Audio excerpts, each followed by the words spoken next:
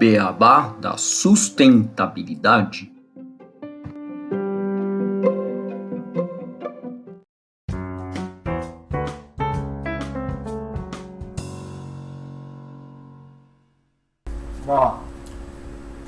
Bem-vindos ao podcast O Beabá da Sustentabilidade. Este é o episódio 145, COP28, fracasso ou sucesso. E hoje eu e o Renato Gatti vamos falar sobre este tema. Tudo bem, Renato? Oi, Gustavo, tudo bom? E com você? E olá a todos que estão nos escutando. Sim. Bom, essa semana, na verdade, hoje praticamente, terminou a COP28 em Dubai. E a grande pergunta sobre essa grandiosa cimeira sobre o clima é se ela foi um fracasso retumbante ou se foi um grande sucesso. Nos acompanhem até o final para entender a razão da nossa resposta. Um pouquinho de suspense não faz mal a ninguém. A COP28 ocorreu entre os dias 30 de novembro e 12 de dezembro deste ano de 2023 na cidade de Dubai, nos Emirados Árabes, país famoso por sua riqueza derivada do petróleo. Sim, os donos da festa são um dos maiores produtores de combustíveis fósseis do mundo. Seria isso então um fator impactante em uma reunião sobre a mudança climática, que tem como principais causadores a queima de combustíveis fósseis? Mais uma pergunta para respondermos durante o episódio. Bom, e agora vamos à nossa tradicional introdução ao tema com notícia. Segundo a BBC, em sua matéria Como a COP de Dubai foi tomada por representantes de petroleiras, notícia que saiu no dia 5 de dezembro de 2023 no portal da BBC, o número de delegados ligados a produtores de combustíveis fósseis quadruplicou nas negociações climáticas da ONU deste ano em relação a 2022, como apontam diversos ativistas.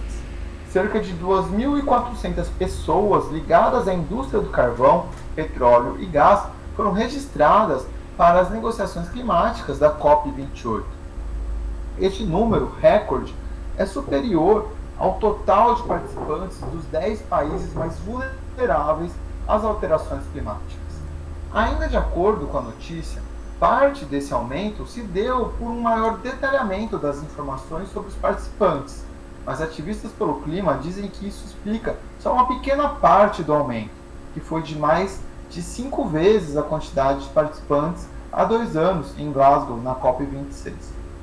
Os ativistas que compilaram os atuais registros dizem que as ligações às indústrias do petróleo, do carvão e do gás na COP28 vão muito além da presidência.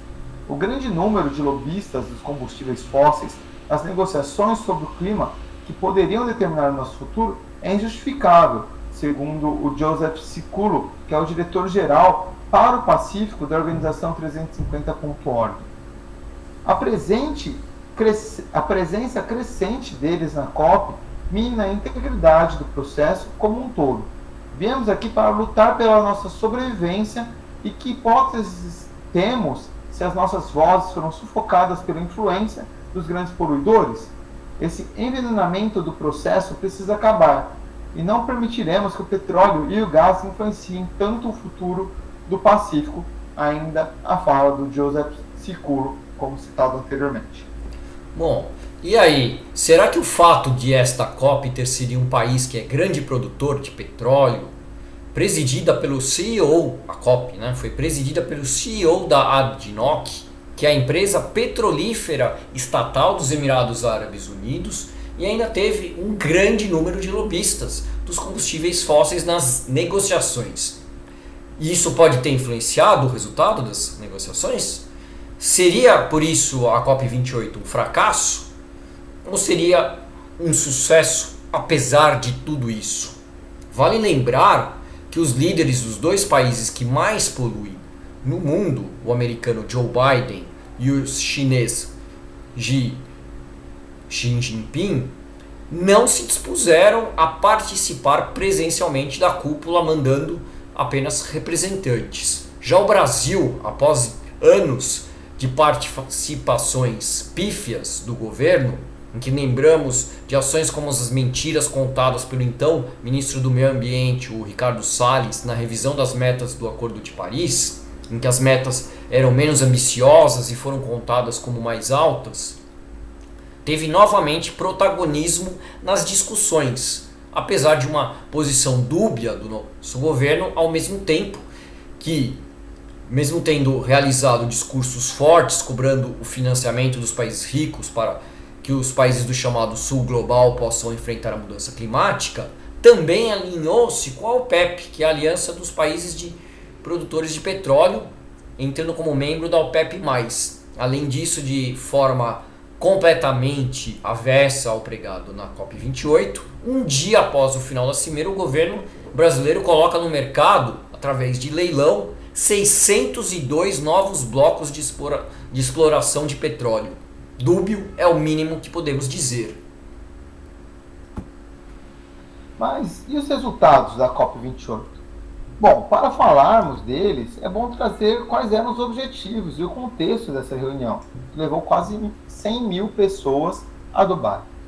A COP28 compreendeu várias reuniões distintas. São elas: a 28ª reunião da Conferência das Partes, a 5ª reunião da COP, servindo como reunião das partes a 28ª reunião das Conferências das Partes, a própria COP28 em si, a 5ª reunião da COP, servindo como reunião das partes do Acordo de Paris, a CMA5, a 18ª reunião da COP, servindo como reunião das partes do Protocolo de Quioto, a CMP18, a 59ª reunião do órgão subsidiário de implementação, a SBI 59, e a 59ª reunião do órgão subsidiário de assessoramento científico e tecnológico, a SBSTA 59. Numa carta às partes datadas de julho de 2023, a presidência da COP anunciou que a conferência se concentraria em 4 mudanças de paradigma, ou seja, 4 objetivos macro: acelerar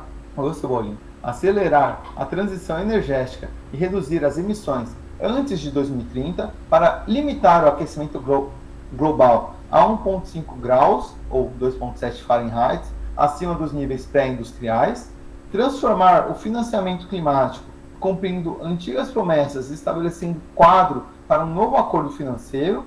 O financiamento climático deve ser acessível, disponível e acessível aos países em desenvolvimento. 3. Colocar a natureza... vou voltar aqui, vou numerar eles, vai ficar melhor. Primeiro, acelerar a transição energética e reduzir as emissões antes de 2030 para limitar o aquecimento global a 1,5 graus acima dos níveis pré-industriais. Segundo, transformar o financiamento climático, cumprindo antigas promessas, estabelecendo quadro para um novo acordo financeiro. O financiamento climático deve ser acessível, disponível e acessível aos países em desenvolvimento. Terceiro, colocar a natureza, as pessoas, as vidas e os meios de subsistência no centro da ação climática, incluindo ajudar as comunidades mais vulneráveis a adaptarem-se à mudança que já estão a ocorrer. E quarto e último, mobilizando-se para a COP mais inclusiva de todos os tempos, garantindo que as decisões e discussões e a forma como as soluções são implementadas sejam verdadeiramente inclusivas, realizadas em colaboração com os povos indígenas e as comunidades locais. Mas e aí? Será que uma conferência com tantos atores defensores da energia fóssil conseguiu atingir esses objetivos, Gustavo? Bom, vamos escutar o que as pessoas que participaram da COP falaram, né? Então, se a gente pegar entrevistas pós-acordo e finalização da conferência, veremos distintos pontos de vista em relação aos resultados obtidos. Enquanto países como Estados Unidos, Dinamarca, Canadá parecem satisfeitos com os termos, outros como Samoa e pequenas ilhas do Pacífico demonstram, e Senegal também, demonstram-se extremamente preocupados com o acordo. Vamos falar então de algumas das declarações, seguem elas.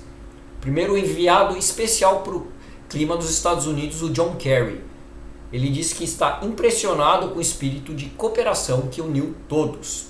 Já o ministro do Clima e Energia da Dinamarca, o Dan Jorgensen, disse que estamos aqui num país petrolífero, rodeado por países petrolíferos, e tomamos a decisão de nos afastarmos do petróleo e do gás.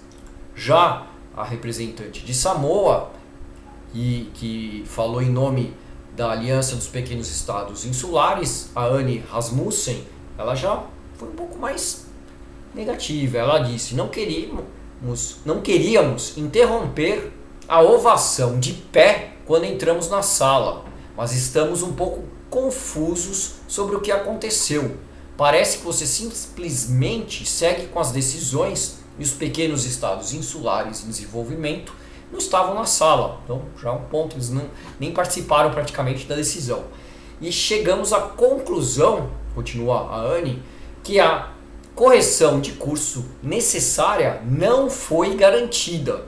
Fizemos um avanço incremental em relação aos negócios normais, quando o que realmente precisamos é de uma mudança exponencial em nossas ações. E continua a divergência entre os países, quando a gente pega que claramente as menores e mais pobres nações não se mostram satisfeitos com o resultado da conferência, e elas seguem segue mais algumas declarações, inclusive também a da nossa inclusive da nossa ministra do Meio Ambiente, a Marina Silva. Então eu vou falar mais duas, né? Depois o Renato continua aqui com as declarações. Então o enviado climático de Bangladesh, o Saber Hussein Choudhury, né? Lembrando que Bangladesh é um estado também que tem muito, como ele está numa região de baixa, e ele tem muito impacto do aumento dos oceanos. A adaptação, ele diz, o Choudhury, a adaptação é realmente uma questão de vida ou morte. Não podemos comprometer a adaptação, não podemos comprometer as vidas e os meios de subsistência. E já o ministro do Meio Ambiente canadense, o Steve Guilbeault, ele diz: a COP28 alcançou um acordo histórico. Ele oferece oportunidades para ações de curto prazo e impulsiona uma transição segura, acessível, compatível com 1,5 grau Celsius e limpa. O texto contém compromissos inovadores sobre energia renovável, eficiência energética e transição para longe dos combustíveis fósseis. Parece que ele estava em outra reunião em relação à ministra do Clima de Senegal, a Madeleine Diouf, que ela falou em nome do bloco dos países menos desenvolvidos.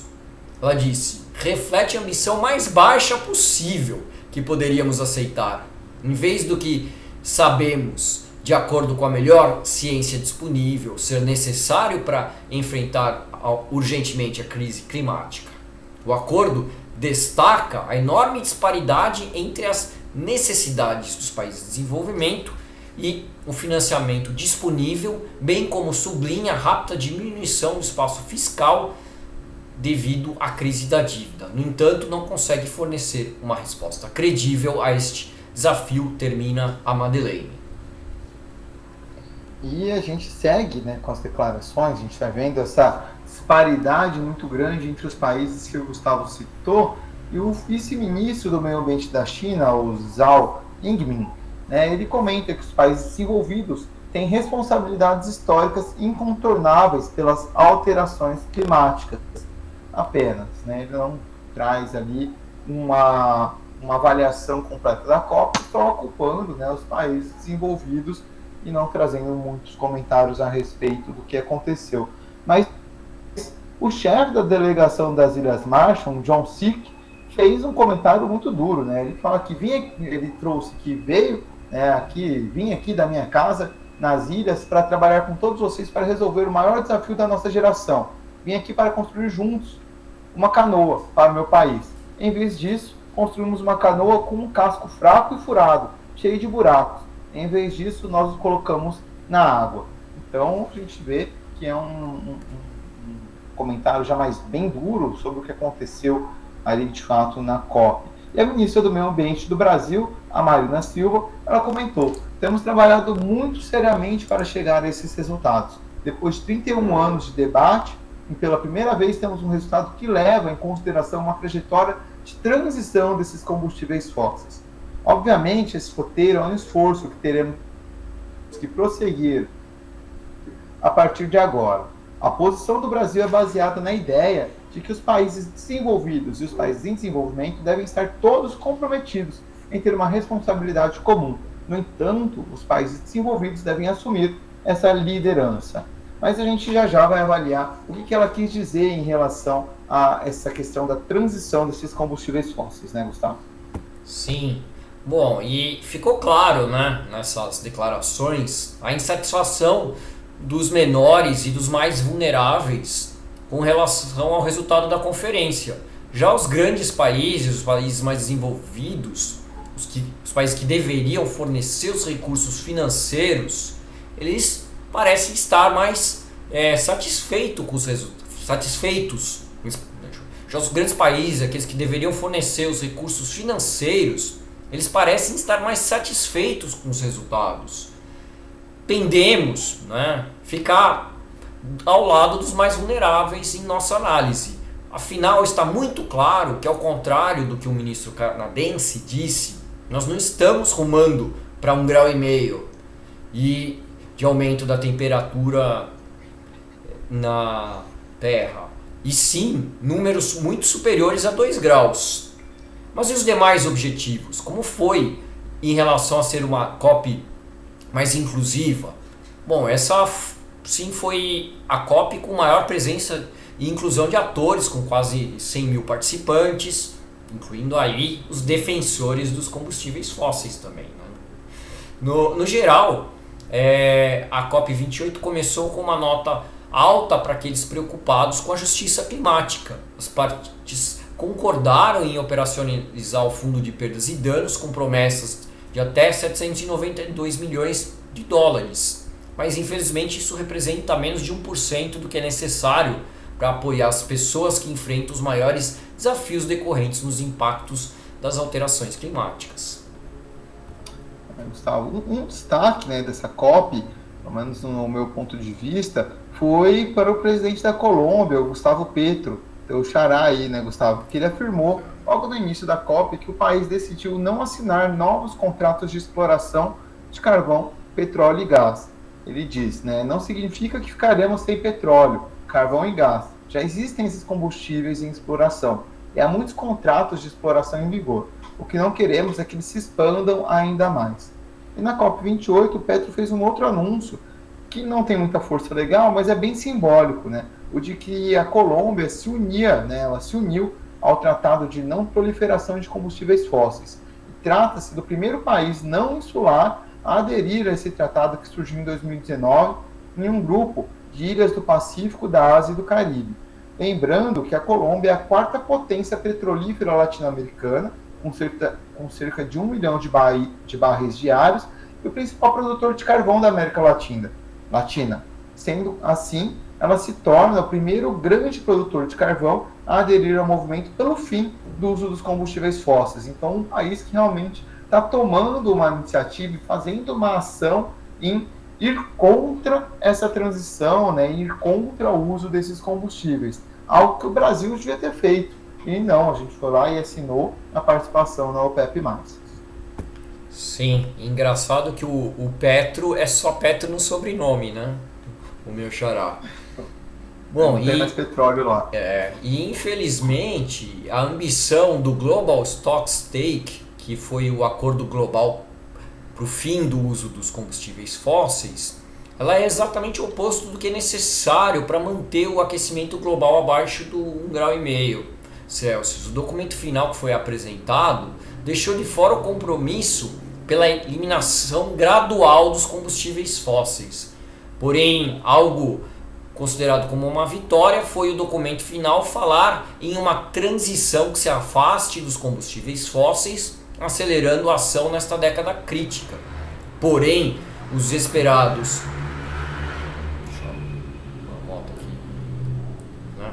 Porém, os esperados termos redução que é phase down em inglês, ou eliminação, phase out, ficaram de fora.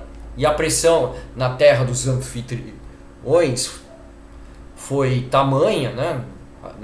A pressão dos anfitriões foi tamanha que não houve chance para os negociadores e especialistas avançarem no acordo e colocarem esses termos que deixariam o acordo muito mais forte. E assim, na metáfora, né, que a gente sempre usa aqui no Beabá, não se inverteu o curso do carro que segue para o desfiladeiro, apenas se diminuiu a velocidade do mesmo, né? E a gente sabe que os freios não vão ser suficientes para impedir a queda no desfiladeiro. E, portanto, né, por mais que os governos tentem vender a COP28 como um grande sucesso, novamente a gente tem um fracasso na batalha contra a mudança climática. E, novamente, podemos dizer que desperdiçamos mais uma chance. Até quando é a pergunta que fica. Como romper com os interesses financeiros que se sobrepõem aos interesses ambientais e sociais? Essa é a pergunta que fica. Na COP28 foi reforçado o poder que os defensores dos combustíveis fósseis detêm e a dificuldade de atuarmos em conjunto buscando uma solução definitiva para alcançarmos o 1,5 grau de aquecimento, o 1,5 graus Celsius de aquecimento global.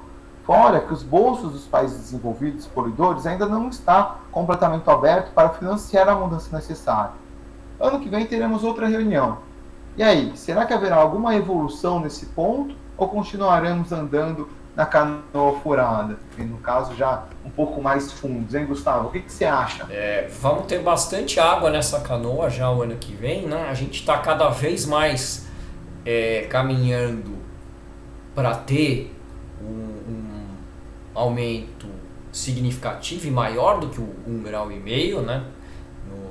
E o fora também vai ser uma segunda COP consecutiva que vai ser em um estado que depende da economia em relação aos combustíveis fósseis. A próxima COP vai ser no Azerbaijão, né? Então a gente percebe que os principais países falam uma coisa, mas na hora de atuar eles atuam de outra maneira, né? Eles acabam atuando defendendo muito os interesses dos grandes produtores de combustível fóssil, né? A gente vê o caso, praticamente no nosso caso, aqui no Brasil, né? Que a gente falou, e aí entra na OPEP e no outro dia faz um leilão de 602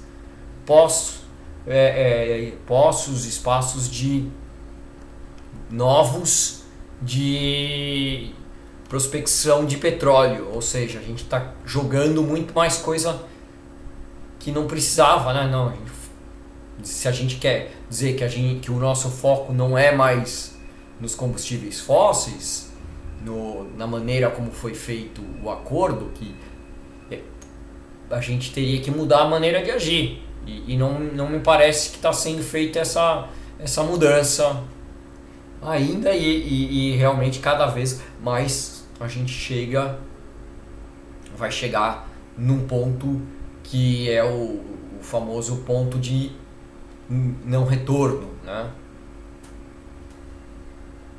Sim, e esse documento que foi aprovado no final da COP, né, foi aprovado no dia 12, ele ficou conhecido como Compromisso de EAU, né, os Emirados Árabes Unidos, mas ele é um texto muito genérico, né, Gustavo? A gente bate no que a gente até teve uma conversa com o pessoal do CDP nas preparativos para a COP, de que, por mais que falou-se sobre a transição, a necessidade de se abandonar os combustíveis fósseis, isso foi documentado pela primeira vez, né, é um acontecimento histórico, mas é muito blá blá blá. As ações mesmo ainda não são palpáveis, ninguém está falando de ações, de como que vai ser feita essa transição, do investimento, como que essas coisas vão acontecendo. A gente sente muito essa falta, e isso mostra que a gente ainda tem muito a caminhar. A gente espera, né, que na próxima COP, e muito se espera ainda mais para a COP em 2025, que vai acontecer aqui no Brasil, né, muitos falam que todas essas reuniões elas estão sendo preparativos para 2025, mas a gente não pode perder tempo. 2 anos de preparativo para uma COP em 2025, sendo que a gente tem metas para 2030. A gente já deveria estar agindo, porque 2030 já está batendo na nossa porta.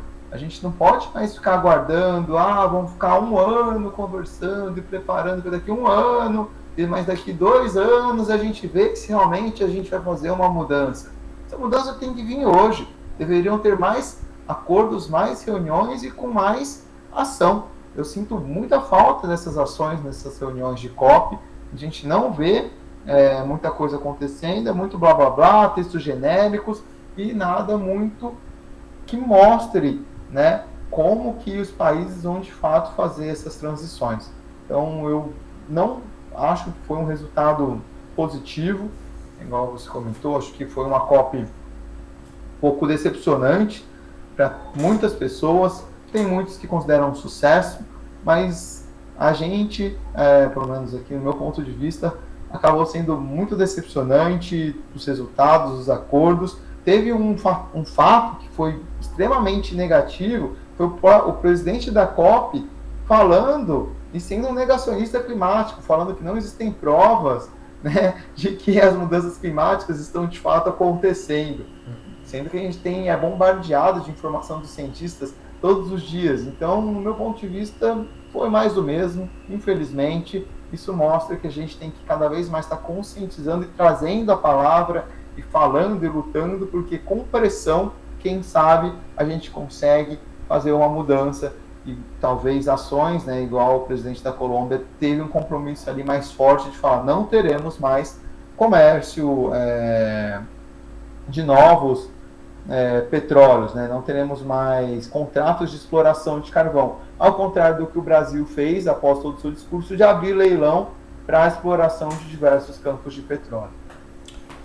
Sim, e Renato, eu lembro muito, sempre quando a gente faz um planejamento, quando você está numa indústria, numa empresa, você coloca objetivos e metas claros, né, que sejam mensuráveis. A gente tem até aquela metodologia do SMART, né, que você usa para realmente mensurar os seus objetivos, se eles têm número, se eles podem ser avaliados, né, tem toda uma metodologia para você chegar numa meta e alcançar. Se você coloca só uma frase a esmo, olha, eu vou chegar lá na frente, você não vai chegar lá na frente. Porque você não tem a maneira como você vai fazer isso. Você não vai saber nem como você vai medir se você está chegando lá na frente. Porque onde é lá na frente? Você não colocou. Lá na frente é dar um passo só?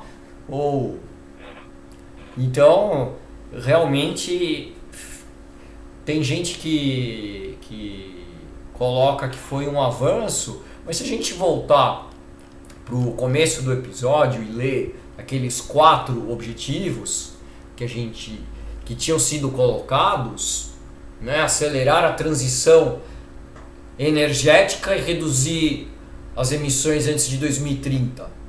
Como é que vai ser feito isso? Acelerando e reduzindo. Foi praticamente isso que foi dito. O objetivo, a meta virou o quê? O objetivo da reunião. Então eu pego e escrevo, olha, vamos fazer uma reunião para saber como acelerar a transição energética. Como vamos fazer para acelerar? Acelerando. Como vamos fazer para reduzir? Reduzindo. É muito pouco isso, é muito etéreo. Você não está trazendo ações práticas. Aí você tem transformar o financiamento climático. A gente viu as falas dos países pobres que realmente estão falando, não, os países ricos não estão querendo dar esse financiamento no nível que ele precisa ser feito para a gente conseguir não depender de petróleo e de combustíveis fósseis.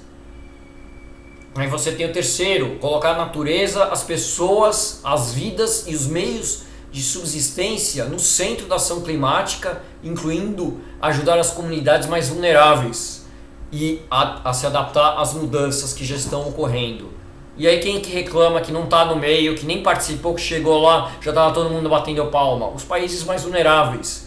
Então, na prática, e o último é a mobilizar e ter uma COP mais inclusiva, que foi em termos alcançado, mas eu diria que foi um fracasso nesse tempo. Se você pegar os 4 objetivos e for racional, nada foi alcançado. E dizer que, então a gente fez uma reunião para chegar um pouquinho mais perto dos objetivos e tal.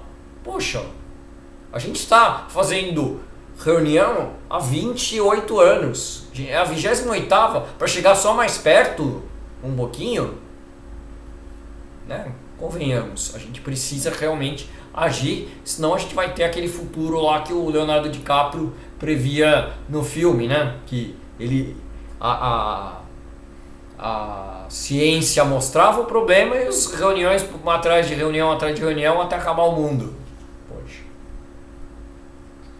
Para mim é muito aquela brincadeira, né, de quem trabalha em empresa, uma reunião para definir a reunião, para fazer uma outra reunião, e fica nesse looping eterno, né? Manda um e-mail para todos os países que não gasta pelo menos combustível fóssil de ir todo mundo reunir lá para ficar marcando reunião, para marcar outra reunião, ficar fazendo negócio por trás, talvez fomentem o uso dos combustíveis fósseis, né? Então, concordo com tudo que você trouxe aí, Gustavo, e a gente espera que ano que vem, a gente sempre tem essa expectativa e esperança, que ano que vem essas coisas sejam diferentes. Eu, honestamente, estou um pouco desapontado com as COPs, acho que não estão se mostrando muito efetivas, mas a gente mantém a esperança de que esse compromisso anual seja seguido e alcançado, né? Mas a gente precisa de pessoas e políticos que queiram fazer a mudança, que tenham essa postura e que puxem essa liderança. O Brasil sempre foi colocado como um país que deve puxar a liderança, sempre foi tido como um país exemplo, e a gente tem que cumprir isso de fato. E é uma forma da gente fazer o país cumprir isso de fato, voltando ao episódio que a gente soltou, todo o nosso raiva aqui, é votando direito, escolhendo os presidentes e cobrando eles pelas ações, né? Então a gente tem que olhar e falar, pô, presidente, você fez um monte de promessas ali de quando entrou no seu mandato, por que você não está seguindo elas à risca? Você ainda tem 4 ou 3 anos, né? Vamos colocar aí de gestão, dá para fazer muita mudança, mas ficar fazendo acordo com petrolífera por trás vai totalmente contra o seu discurso quando você foi eleito ali, né? O que você propôs de melhora. Você quer ser uma liderança climática, então se mostre como sendo uma liderança climática, não fica aí baixando a cabeça para os países mais desenvolvidos e lidere de fato essa transição. E a gente, como população aqui, tem sim que cobrar, tem sim que encher o saco, tem sim que ir lá e falar e mostrar e escolher direito, enfim, tomar as ações que sejam necessárias para que isso possa acontecer. E o Brasil, né, ser um país referência aí na transição para um mundo descarbonizado. Sim, e aí entra também, né, o fato dessa COP ter sido num país que não é um país democrático, que é o Emirados Árabes Unidos, que traz um outro problema de você colocar uma reunião dessas num país que você não vai poder ter um nível de pressão sobre os governantes, sobre os decisores, que você poderia ter em outros países que são democráticos. Porque você não vai poder ir lá no Emirados Árabes e fazer um protesto e forçar né, mostrar sua posição de forma a realmente cobrar dos governantes. Porque se for, você vai preso, você vai lá, a legislação é completamente outra, então tem todos esses riscos. E a gente vai, já pelo segundo ano que acontece uma COP em regiões que não são tão democráticas, e a gente terá um terceiro ano ocorrendo também no Azerbaijão. Então Lógico, é legal querer trazer o máximo de nações para, né, não falar, nós estamos sempre fazendo no Ocidente essas reuniões, sim, mas ao mesmo tempo tem todo esse outro lado que você não está fazendo dentro de democracias e que pode influenciar no resultado ou no fato de você ter menos cobrança sobre os negociadores dentro da COP, né? Vocês têm as cobranças das sociedades dos seus países, mas ao mesmo tempo, quando eles estão lá, eles vão estar mais tranquilos para agirem sem estar com uma cobrança tão forte. Eu acho que é outro ponto a se levantar, é um outro ponto que tem que ser olhado quando são definidos os locais dessas conferências, dessas cimeiras, né, sobre o clima. E acho que só para fechar a minha posição em relação a todo o evento, né, a gente percebe com essa quantidade gigantesca de gente que foi para Dubai, que realmente tem muita gente dando importância a esse problema. A gente tem muitas empresas, muitas organizações do setor, né, não governamental que foram lá e que estão cada vez tendo mais voz ativa dentro dessa discussão. Mas ao mesmo tempo ainda precisa realmente que os pontos sejam colocados de uma forma muito mais não racional, mas de uma forma muito mais que a gente consiga, de uma forma muito mais mensurável e com ações concretas. Se a gente não colocar ações concretas, um plano real, a gente não vai conseguir que os países executem o que precisa ser executado para que a gente tenha a transição energética acelerada e as emissões reduzidas antes de 2030. 2030 está aí, 6 anos para chegar. E aí, a gente deveria ter um detalhamento de como seriam esses próximos 6 anos, com um objetivo para cada um dos países, para como eles deveriam fazer essa transição energética. A gente sabe que eles vão ter que acelerar, é isso. Isso. Bom, mas essas são nossas opiniões, né, Gustavo? Nossa análise da COP aqui do Beabá. Obviamente que existem contrapontos, pessoas, igual a gente comentou, né, que estão tendo um olhar mais positivo. E eu pergunto, né, e você, ouvinte, o que você achou dessa COP? Você acompanhou a COP? Manda uma mensagem pra gente aí no Instagram, ou no nosso e-mail, ou LinkedIn, ou até mesmo aqui pelas plataformas, né? Deixa seu comentário no YouTube, no Spotify. Tem como você interagir conosco do Beabá. A gente quer saber a opinião de vocês sobre a COP também e sobre outros assuntos. Então a gente convida todos que estão aqui escutando para sempre estarem interagindo aqui conosco. E agradeço mais uma vez a oportunidade da gente estar trazendo esse assunto aqui, a todos que estão nos escutando. Obrigado, até o próximo episódio e muito obrigado aí, Gustavo, pela conversa e por esse episódio. Sim, a caixa de perguntas fica aberta com a pergunta do episódio, né? A COP28 foi um fracasso ou foi um sucesso? Eu queria que realmente saber isso dos nossos ouvintes, dos nossos espectadores, para visualizar o entendimento, porque realmente a gente viu, já conversou com pessoas no meio que têm visão diferente da nossa, que acham que foi um sucesso pelo fato de ter levado em conta o tema da justiça climática, por ter sido mais inclusiva.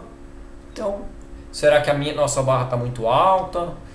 E fica a pergunta a todos os ouvintes, porque aqui a gente é democrático e gostaria de saber de todas as opiniões. E falando novamente pelo Beabá, obrigado, até o próximo episódio. Aqui o Beabá é sustentável.